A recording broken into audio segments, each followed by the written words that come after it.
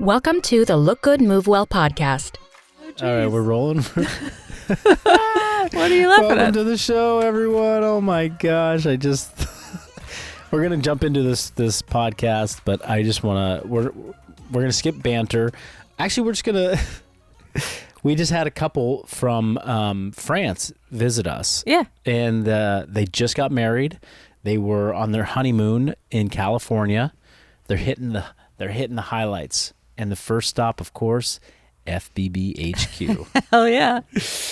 Like, hey, Megs, let's go on our honeymoon. I want to hit this gym up. They were both pretty fired up about it. But they're also going to Yosemite, Vegas, LA. They're driving through Death Valley. I mean, it sounds exciting. But they were very French, and they didn't speak a ton of English, and they were so awesome and brave to come in here and to interact with us despite the language barrier.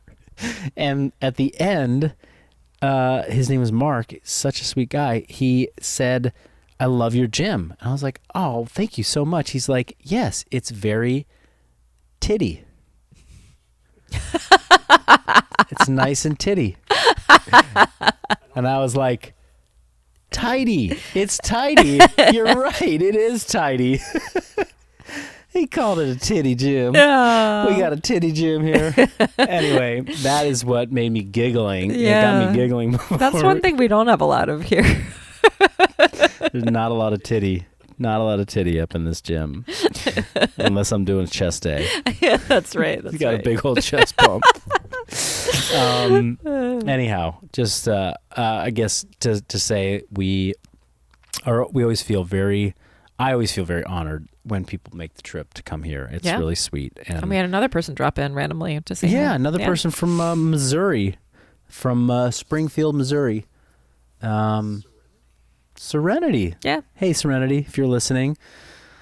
Nate loved your dress. He didn't comment on it while you were here, but he loved it. Mm-hmm. Enough so that he is thinking about getting himself a summer dress like that for next summer. It's going to be his new look. Anyhow, so we're going to just jump into this topic, which is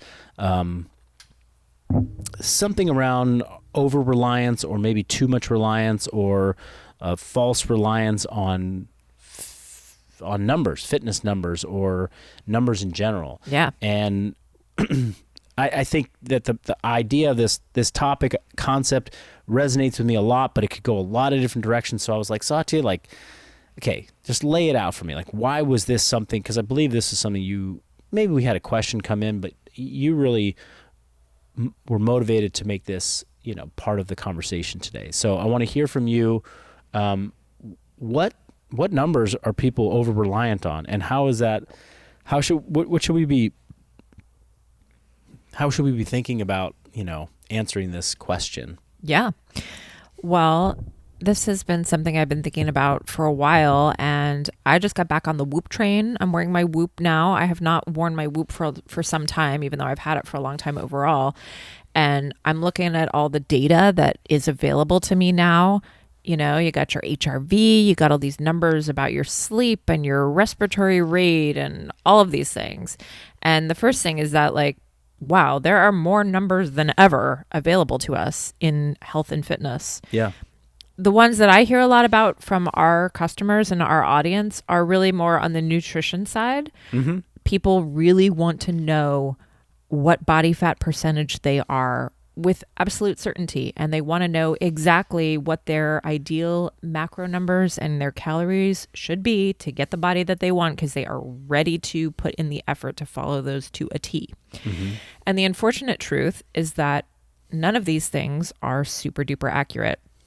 And I've been really hearing a lot from people who have a lot of misconceptions around the accuracy of numbers, which is totally logical because we've got these devices that just seem so advanced to tell us all of these things. And then it's like, wait, what? I didn't actually burn that many calories. Whoop. You're lying to me. Right now, it's it kind of sets up this, thing where we start to not understand the true purpose of these numbers. Mm-hmm. And simultaneous to all of that, I feel like there is a lack of development and skill set around auto-regulation and intuition and checking in with yourself about how things are feeling overall, and how do I get more of that qualitative data around, am I going in a good direction in my health and fitness or a not so optimal one? And underlying all of that, I really am seeing a lot that people really want to be sure.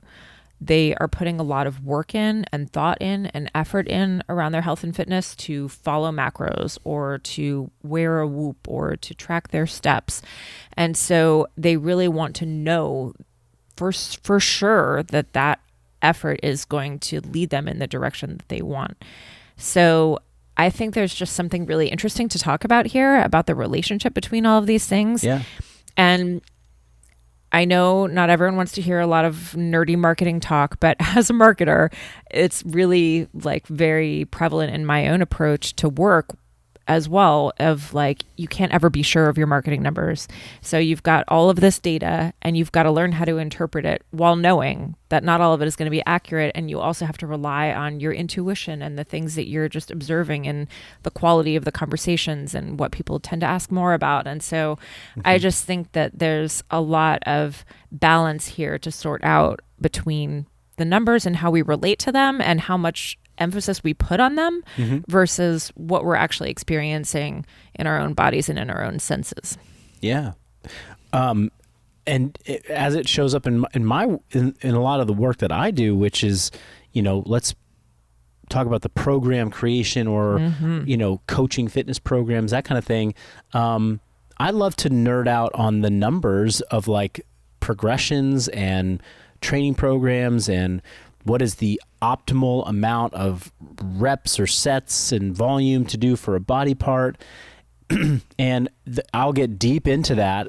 And then I kind of have these like moments of like, wait a minute, like nobody's actually doing this. Like nobody's doing it right, like perfectly robotically to even for these numbers to even matter. Like, yeah, okay, the perfect number of sets that you're supposed to do per body part is X and Y and Z, and this is how we're going to fold it in. And it's like, the average person's like missing one of their workouts or two of their workouts a week. So like, forget the program that's got the perfect volume. Like we're not necessarily speaking to a whole sea of robots that can just follow it perfectly.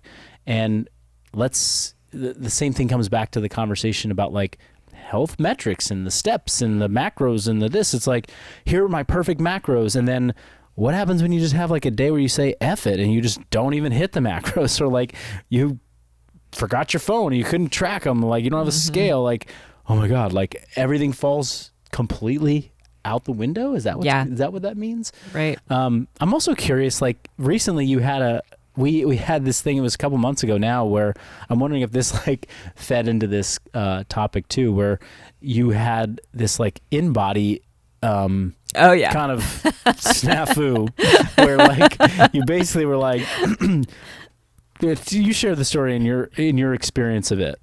Yeah, well, okay, I had been really, really focusing hard on nutrition for a good 4 to 6 weeks.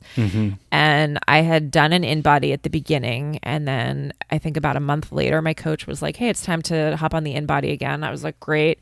I'm like totally dialed. I'm eating the same breakfast. I have the same routine, all the things that you're supposed to do to get an accurate in-body.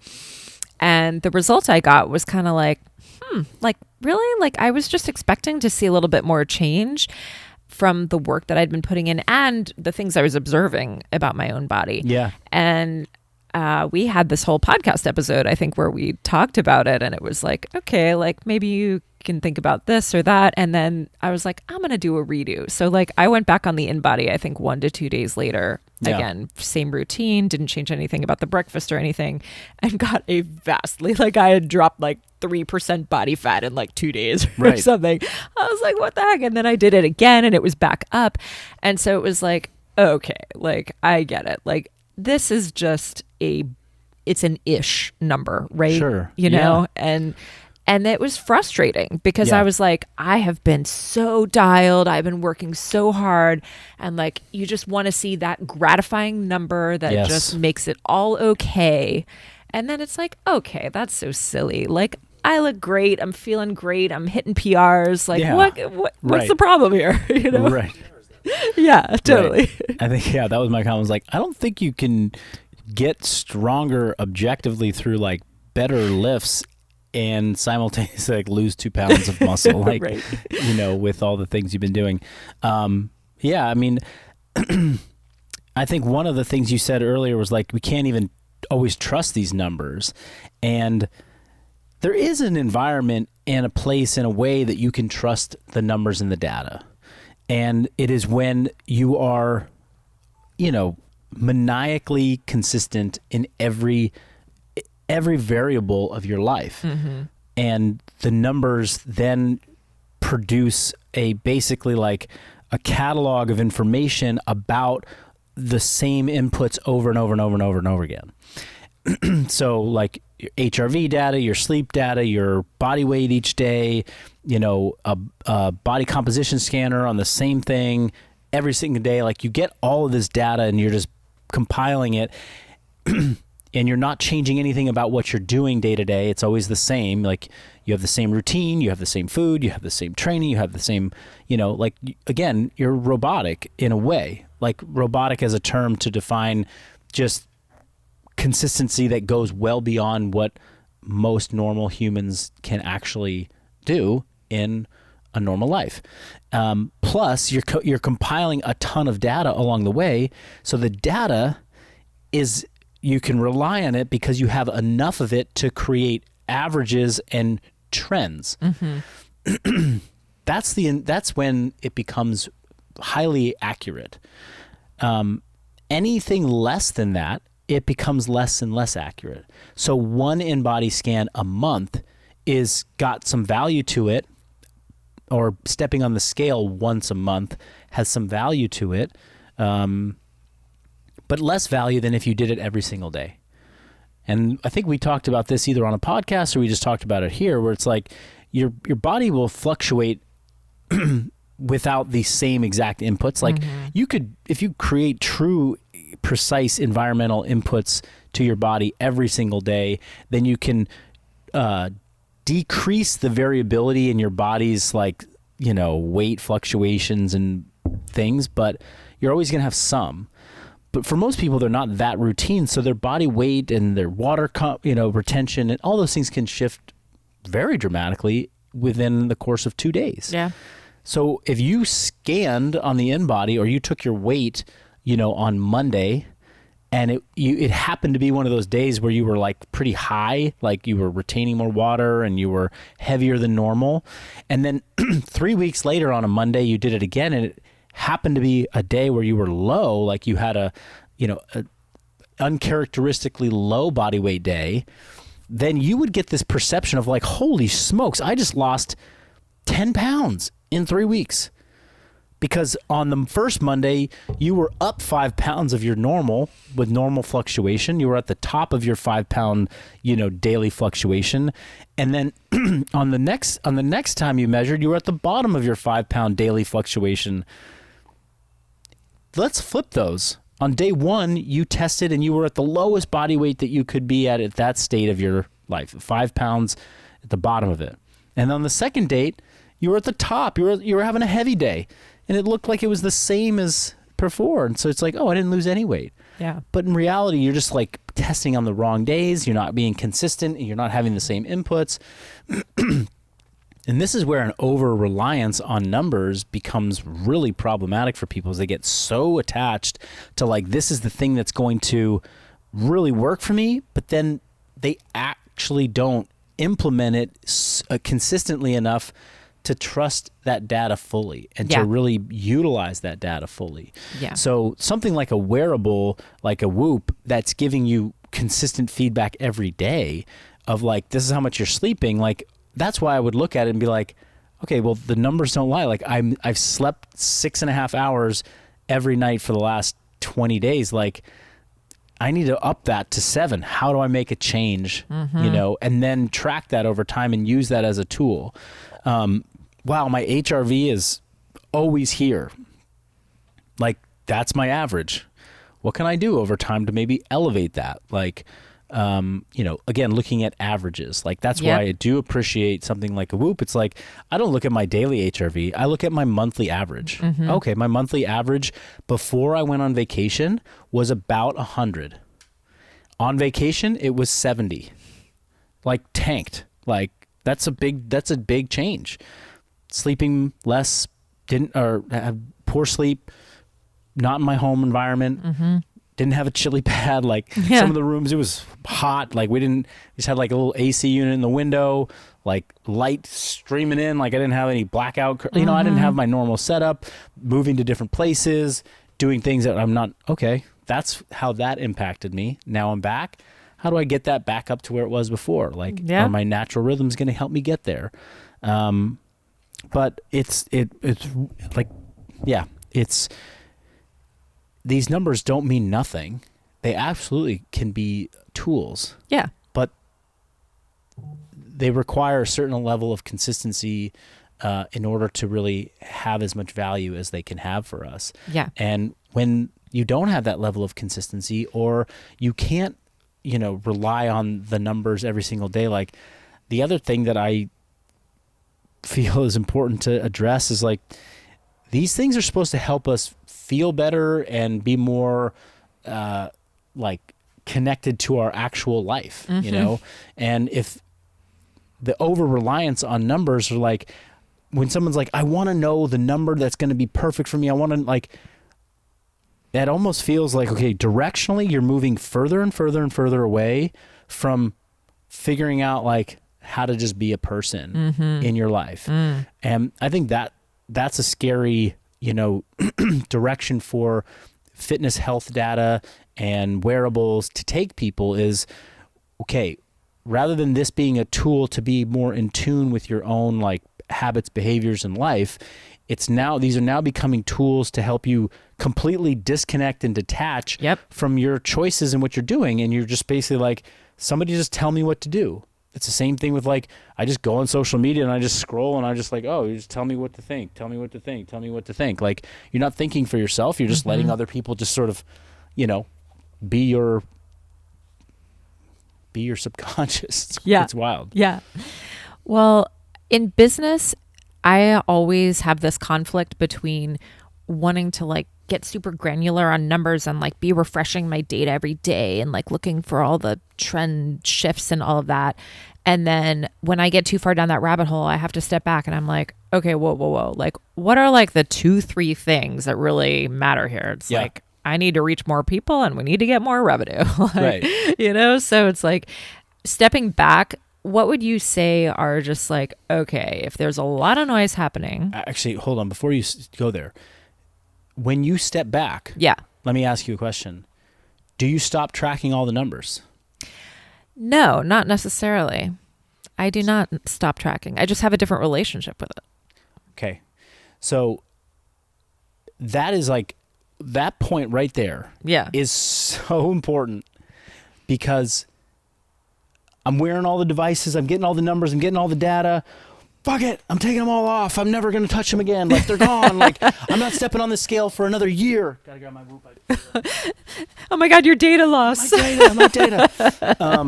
It's like, I was standing on the scale every day for 6 months while I was doing this cut, and then the cut was over, and I said, fuck it, I'm never going to get on the scale again because it's just messing with my head, and a year's go by, and I haven't been on a scale. Yeah. Okay?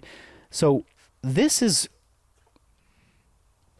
I think, important. It's like, in business, just because you're getting too in the weeds with the numbers, like, and it is time for you to take a step back and to get a little bit more, like, perspective.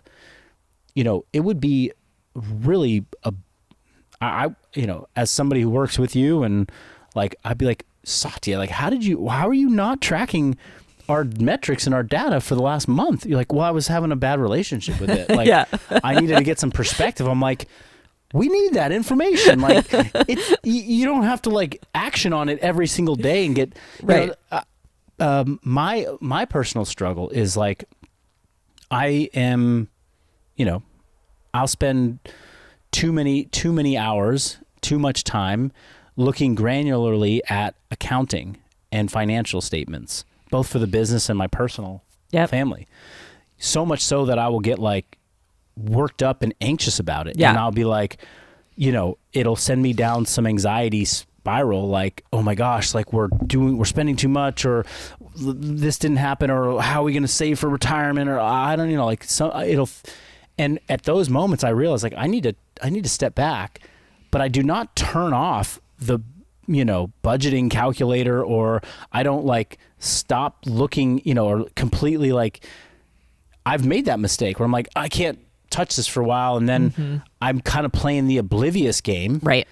and it feels good for a little while. I'm like, I don't need to think, I don't need to step on the scale, I don't need to think about anything. Yeah. And then like 3 months goes by and I'm like, I'm not feeling as good as I wanted to feel. Like I like the emotional break, but now I kind of feel like I'm heavier than I want to be. I'm going to step on the scale. Like, what happened? Shit. It's like, same thing with budgeting. It's like, I'm not looking at the budget. I'm not looking at our expense. I'm not looking at our statements. Like, I'm just going to kind of go with the flow. And 3 months later, it's like, gosh, like bank account's low. I got to look at the thing and, whoa, we've been spending that much on that. And I'm like, oh, now I'm like extra freaked out. Yes.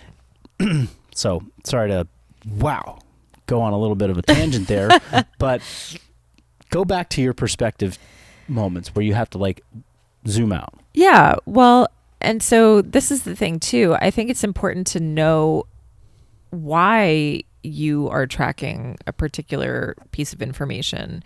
And with my Whoop, I took it off for like a good year plus, I think. And I recently put it back on. I took it off because the recovery score would mess with my head in training. I'd be like, oh, I woke up. Okay, time to go train. And it's like, oh, I'm in the yellow. I'm in the red. Oh, I'm going to have a bad training day. And it would mess with me. Yeah. So now I'm very purposeful that I don't check my recovery score until after I've trained.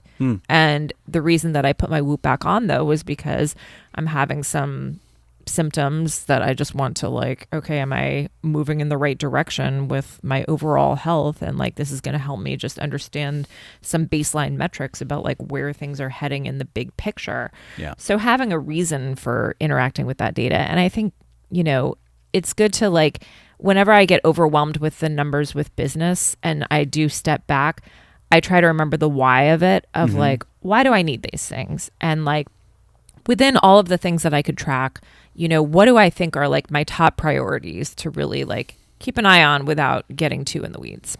Yeah. Well, I think there's value in, taking a break from like looking at particular pieces of data that you've maybe worked yourself into a place of like, oh, this is emotionally not a good, mentally and emotionally, it's not serving me. It's not serving the purpose of what I was trying to get out of it.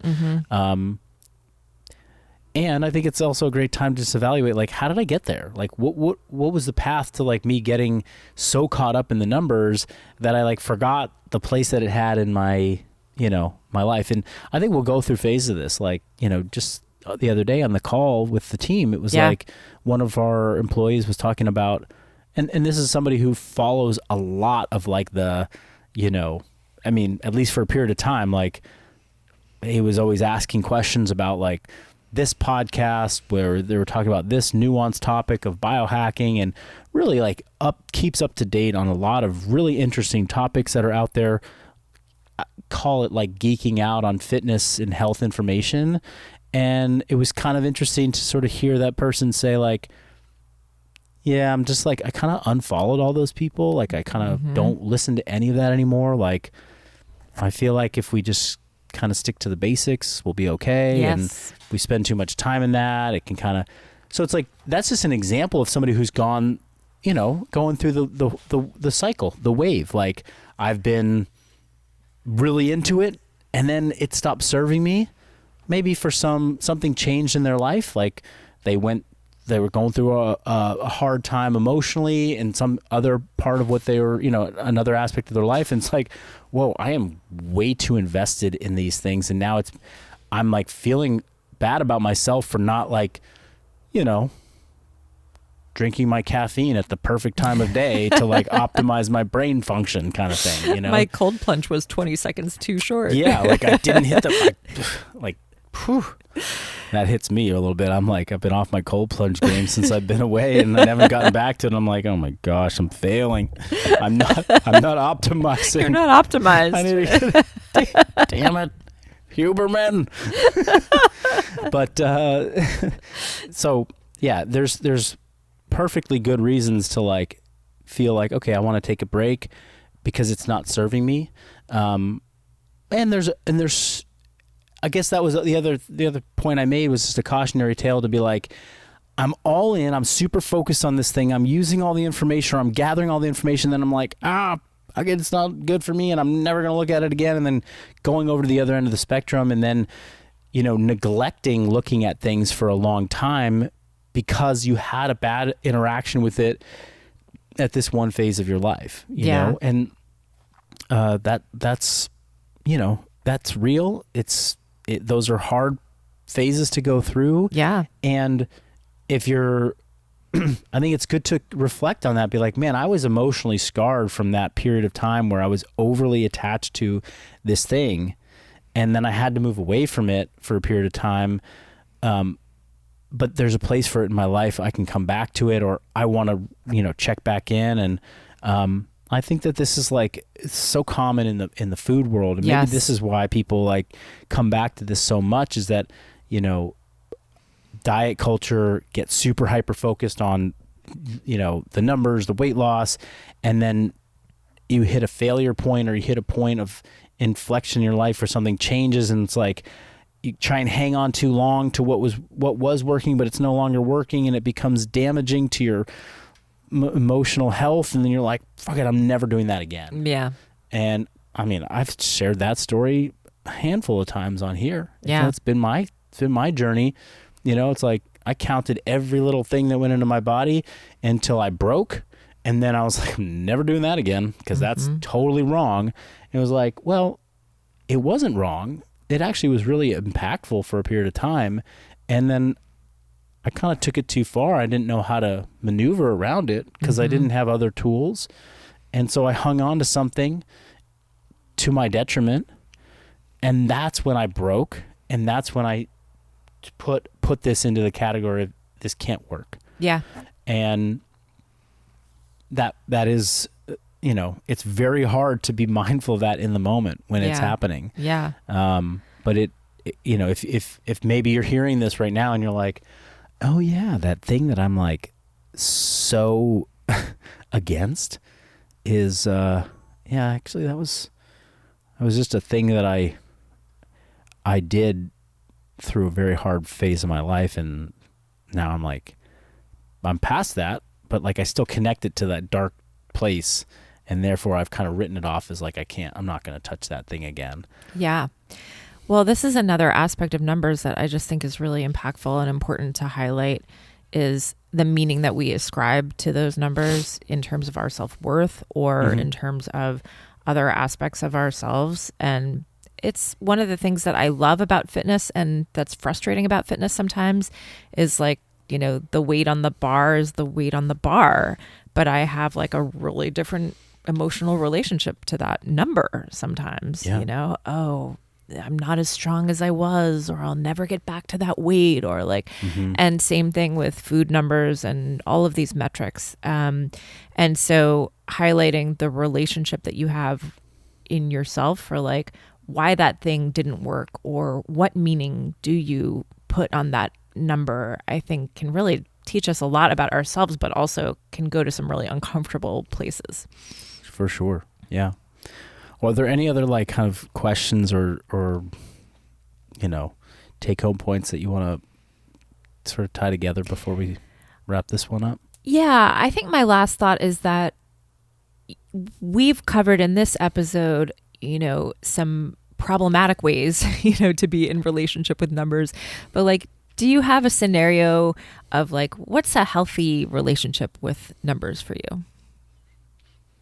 Yeah, I mean, I like thinking about numbers as, and I've already said this, but I like thinking about them as averages. You know, like one thing that I have found in the past that has been more destructive or like challenging for me is, you know, the day to day, like what is today? What were my macros today? Did I go over? Did I go under? What was my step count today? What was my, you know, HRV today?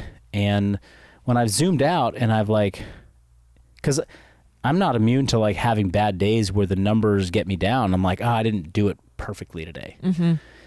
But when I scroll through, but I've remained consistent in gathering this information. Like I have a step counter, I have my macros that I input on a daily basis, and even if I go over, like I'm honest with like, okay, if I, like last night I ate out and we had a big meal and I like did my best to like input like, hey, I had, you know, linguine with shrimp and I had a pizza and I had this and I put it all in there. And I'm like, yeah, I was over by like 2,000 calories on my day, like whatever. Okay.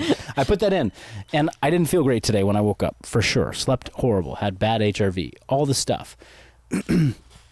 But I know I had days like that, several of them in the past 2 months. Yeah. And if I look at like my Fitness Pal information and I go back and I change it from day view to week view, and I'm like, oh, look, at my average every single week has been the same. But I've had days that have felt like I was a failure, and then a bunch of days where I felt really good about myself, and then a day where I felt like I was a failure, and then, but on average, it's all about the same. And same thing with my step count. Like, oh, if I look at my average from month of May, June, July, you know, all the way back to January, it's like, oh, my average step count is always about the same. Like, and, you know, it's like zooming out and starting to look at these things in like, like bigger trends is, I think, much more impactful and powerful. And that's really what moves the needle. It's like, you get like, if I look at the average of like what I've consumed, like from on macros or calories, like over a month, I'm like, oh, well, that's what's led to, oh, that's my maintenance. Cause I haven't changed my, you know, like, it's not like, what did I eat last week or what did I eat yesterday? Yeah. So that kind of gave me a little bit more of like, get out of the day to day. Yes. And get, you know, and then if you can even zoom out even further than that, like, hey, how do we do this year? Like with, you know, let's say it's in the personal finance world where like I spend, like I said, time. When I look at it in like 6-month periods or year-long periods versus like, whoa, like this week has been bad or this week was good. It's like, none of that really matters that much. Yeah. And you can only learn from like longer chunks of time and make decisions on like, okay, this is the action I want to take that's going to actually change something. Yep. Perfect. Sweet. Yeah. All right.